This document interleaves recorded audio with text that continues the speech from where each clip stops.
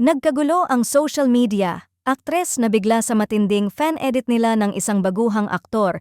Grabe ang sigaw ng fandom para sa tambalan. Hindi inaasahan ng publiko, lalo na ng mismong aktres, na magiging viral ang isang fan edit na ginawa ng fans kung saan makikita siyang magkasama at super close sa isang rising actor na kasalukuyang pinag-uusapan sa showbiz.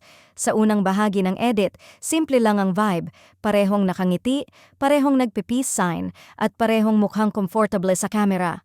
Ngunit ang sumunod na frame ang literal na nagpa-shutdown ng timeline, isang edited kissing moment na sobrang realistic at sobrang nakakagulat, kaya agad umani ng libo-libong reactions at comments.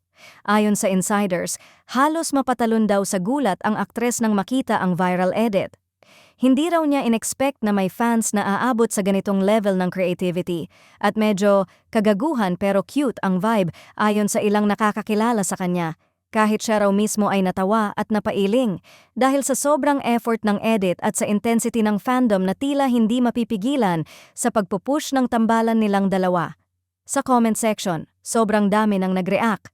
Sobrang bagay nila, wag kayo maramot. Mas may chemistry pa sila dito kesa sa ibang official love team. Habang lumalakas ang ingay, muling nabuhay ang pahayag ng aktor na dati pang nagsasabing gusto niyang makatrabaho ang aktres, either sa action, comedy o drama, basta raw mabigyan siya ng pagkakataon.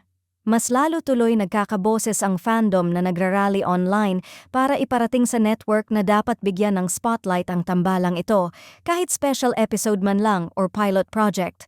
At dahil trending na naman ang issue, may ilang fans na nagsasabi pang baka raw may something nasa likod ng kamera, pero agad itong sinabihan ng ibang netizens na wag lumayo.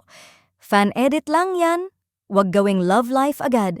Gayunman, hindi mapipigilan ang kilig ng karamihan, lalo na't natural ang chemistry nila kahit sa candid or behind-the-scenes moments.